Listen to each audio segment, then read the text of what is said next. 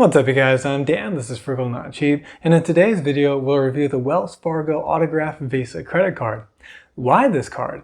Well, actually I've been meaning to do a review of the Bilt credit card at some point, and those of you that are keeping up on credit card news will have heard that actually the Bilt 1.0 card is being discontinued, and we're going to get a new Bilt 2.0 sometime in early February. It's going to be February the 6th, the new launch date, and there will be 3 different flavors of cards.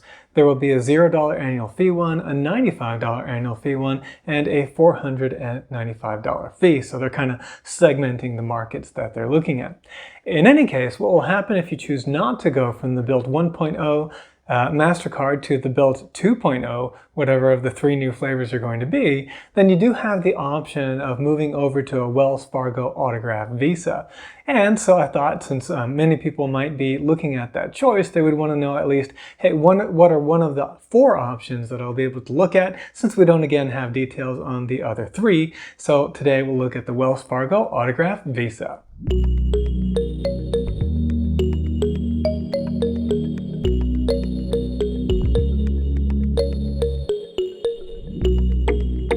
Alright guys, so what is this Wells Fargo Autograph Visa card? How would I categorize it? Well, just like the Bilt card, of course, it is a no annual fee credit card, and really I would categorize it as a no annual fee travel focused credit card. That's because not only is there no annual fee, but there are also no foreign transaction fees. And that's very important, as there are issuers out there that will charge as much as 3% on every transaction when you're abroad. Additionally, the card also provides a bunch of perks around the travel theme. You've got cell phone protection up to $600 with a $25 deductible. Guess you just need to pay your phone bill with the Wells Fargo Autograph card, so that's pretty cool. You've also got primary CDW collision damage waiver when you rent a car, so that's great. And there are also options for roadside service and travel and emergency assistance services as well. I'm assuming these are fee-based, but it's nice that that is an option with the card. Additionally, they have a way to get some emergency cash and replace your credit card in the event that you lose it. Then there are some other perks as well, including some access to potential deals, not sure how good they are. And then of course, a look at your credit score as well. That's something that a lot of issuers are providing these days. In particular though, I do think that the cell phone protection and the primary CDW are useful benefits. Okay, so how about earning rewards? Well, in this aspect, I think the card looks pretty good to me. You can earn 3% back on 6 different categories. The majority of these are quite travel focused, which I think is awesome. You've got restaurants, travel, gas, and transit. And then on top of that, you also get streaming services, which you could be accessing abroad.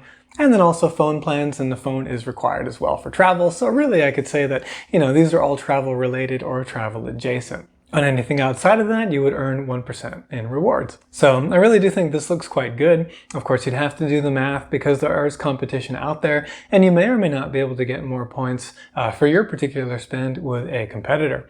And when I say competitor, I'm looking at other cards that have no annual fee and no foreign transaction fees that are somewhat geared towards travel. Before I get into those competitors and kind of doing the math, I do want to point out though that one important thing is what can you do with the rewards points that you accumulate, and those can represent a large value if you have really good transfer partners. Now personally, I'm not really one of the people that does transfer the points out to partners and then use them to get, say, business or first class travel, but a lot of people do get good value out of doing that. The people that are really good at it, tends to work out really well, and especially that's something that's important to them.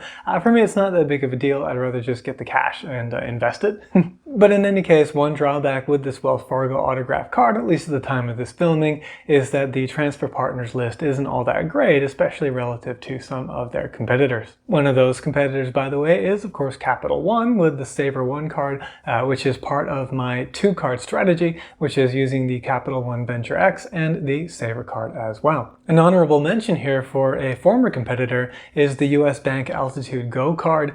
Unfortunately, it looks like they've recently, so over about the last year or so, started charging a foreign transaction fee for new card holders, but those that are grandfathered in should hopefully still not have that foreign transaction fee. Definitely something to check out. So what are other cards that have no annual fee and no foreign transaction fee? Well, there is the Bilt MasterCard, but of course that's going away on February the 6th, so that's no longer going to be a viable option. But you've also got that Capital One card that I mentioned, and you also have the Bank of America Travel Rewards card. These two are pretty different. The Bank of America Travel Rewards card is going to be just for a real simple setup. It does 1.5% back on all your spend, which is nice and simple. But if you have a relationship with Bank of America Merrill Lynch, or if you have $100,000 in assets or more with them, then you do get preferred. You get a kind of a bonus on your rewards rate, so that can be helpful. And there are lower tiers than the 100,000.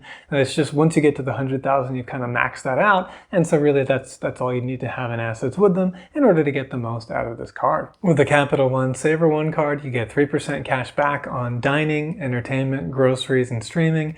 And that groceries edition, something that's missing from the Wells Fargo Autograph, could make a big difference, as that tends to be a relatively large, sort of top 3 or 4 spending category for most households. So as usual, there is the spreadsheet in the resources link in the sort of in the description for this video, and so you can check that out. Save a copy, right? Don't edit the one that's there, but save a copy, and then you can punch in all your own numbers for the different spending categories and see whether or not the Wells Fargo Autograph card makes a lot of sense to you relative to the other cards that are listed here as well. So for my particular situation, we've got about $11,600 in spend. These numbers are a bit old. These are the numbers that I had in the US, but I think they'll make more sense for most of the people that are watching this channel and looking at this credit card. These are, of course, US-based offers. In any event, I end up making about $223 in rewards points with the Wells Fargo card, which is pretty solid.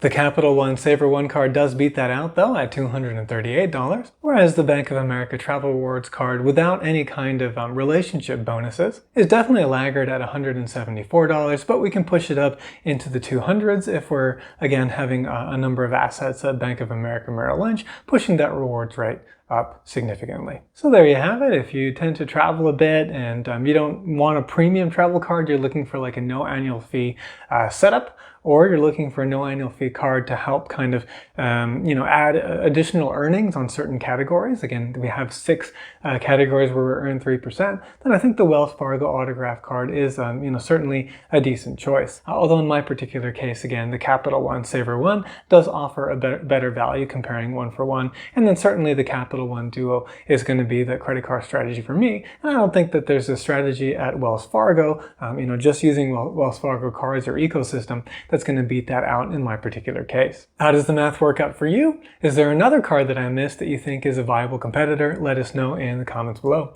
Hope you enjoyed today's video and found it helpful. If you did, please hit the like button and consider subscribing. Thank you very much for watching, and I'll see you in the next video.